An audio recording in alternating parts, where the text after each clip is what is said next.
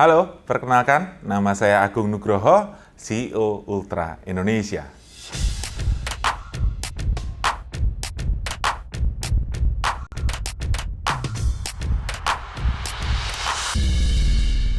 Saya memulai karir dalam berbisnis saya 20 tahun yang lalu.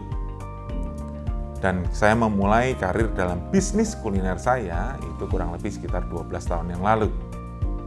Dalam perjalanannya banyak sekali jatuh bangun. Saya selalu merasa posisi saya pada saat ini adalah bukan karena posisi yang karena saya pintar, tetapi karena saya bodoh. Kenapa bodoh?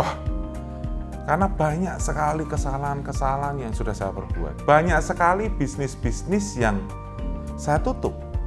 Sampai di level di mana saya seakan-akan tidak punya peri kebisnisan. Ibarat kata kalau tidak punya peri kemanusiaan kan bunuh orang nggak punya rasa. Ini saya bunuh bisnis nggak punya rasa.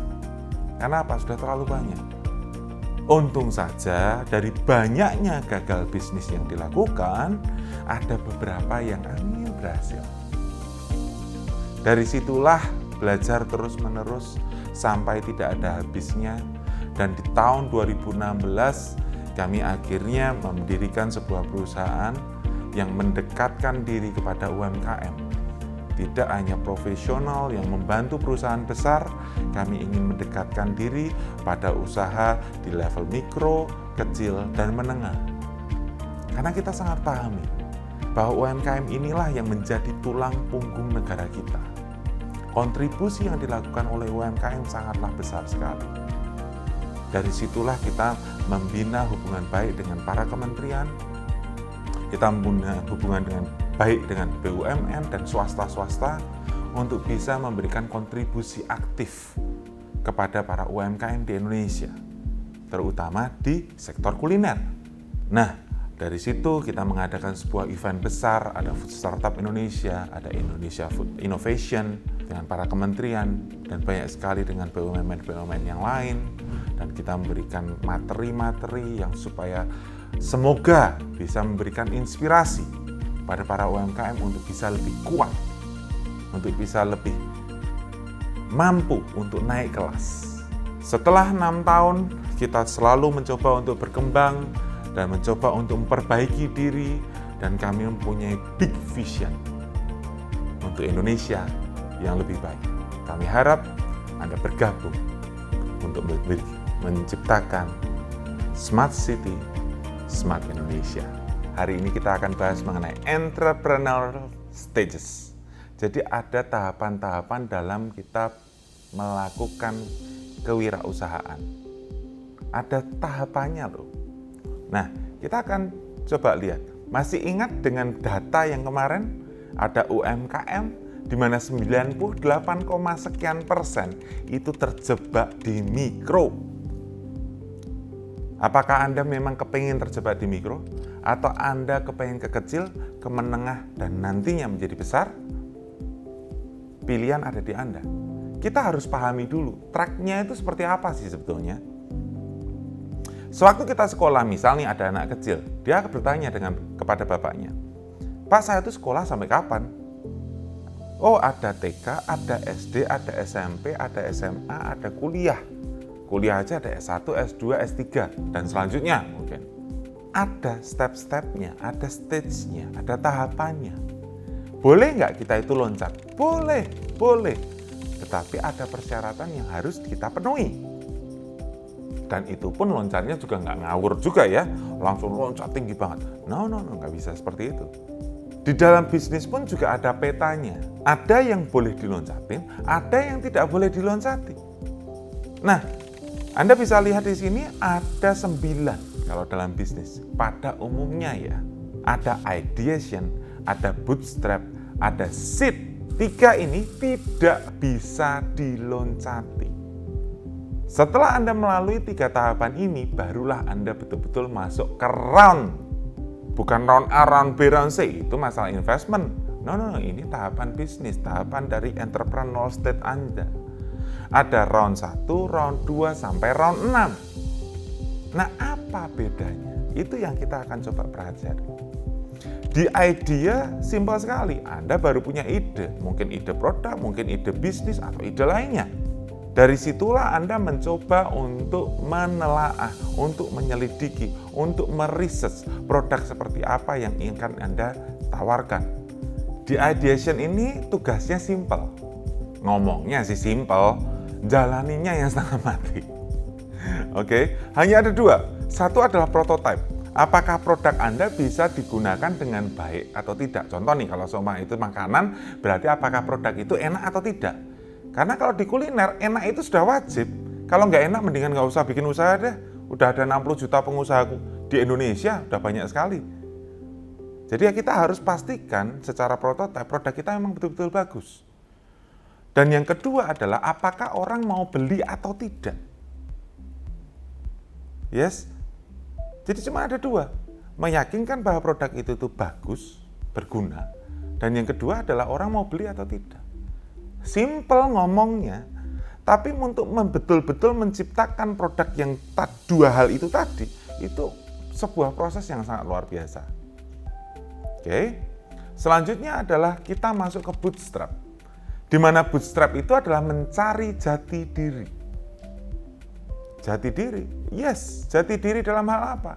Anda seorang entrepreneur seperti apa, entrepreneurship yang seperti apa, dan 7 pilarnya itu seharusnya seperti apa. Misalnya, mencari jati diri dalam produk. Oh, ternyata setelah kita belajar berjualan di bootstrap, di level bootstrap itu kan belajar berjualan. Oh, produk yang ternyata diharapkan itu yang sukanya misal nih, lebih suka yang lebih manis atau yang lebih asin. Oh, porsinya kurang banyak. Misal seperti itu. Jadi yang di lapangan terjadi apa? Kita mencari jati diri dan membentuknya. Produknya bagaimana? Distribusinya, oh ternyata sebaiknya distribusinya adalah melalui ini. Ini yang paling tepat, ini yang paling cepat. Dan marketingnya seharusnya seperti apa? Jadi di dalam level bootstrap ini, di stage bootstrap ini, itu adalah saatnya Anda untuk bisa mencari tahu bagaimana produk dan bisnis Anda bisa berkembang. Setelah Anda mencari jati diri Anda dan mendapatkannya dan membentuknya, maka kita masuk ke seed atau benih. Nah, di saat inilah, di stage inilah kita betul-betul ingin menunjukkan bahwa produk dan bisnis kita itu tuh betul-betul benih yang baik atau tidak. Sehingga tugasnya sebetulnya cuma 3. Satu adalah sell, berjualan. Kedua adalah sell, berjualan. Dan yang ketiga adalah sell, berjualan. Jadi sell. Jadi kita harus pastikan bahwa PR kita, tugas-tugas kita itu sudah beres sebelumnya. Kan nggak lucu lagi asik-asiknya lari kencang, ternyata tali sepatu kita itu masih lepas. Kita lagi asik-asiknya berjualan untuk membuktikan bisnis kita itu bagus, produk kita itu bagus, tetapi ada PR yang belum selesai. Oh, stoknya habis. Oh, mesinnya rusak. Yes, pasti ada challenge yang terjadi, tapi bukan berarti bahwa jati diri atau PR-nya belum selesai di bootstrap. Itulah sewaktu kita masuk ke dalam seed atau benih. Apakah produk dan bisnis Anda adalah benih yang baik atau benih yang kurang baik? Setelah dari seed ini, barulah kita masuk ke round. Ada round 1 sampai round 6. Di saat inilah Anda menentukan strategi dari bisnis Anda untuk bisa Anda nanti betul-betul berkembang, scalable, scale up. Manakah jalur yang Anda akan lewati? Ada round 1 di mana itu adalah menjadi raja lokal, jadi hanya di daerah Anda, tapi raja. Round 2 Anda belajar keluar kota, di mana round 3 adalah nasional.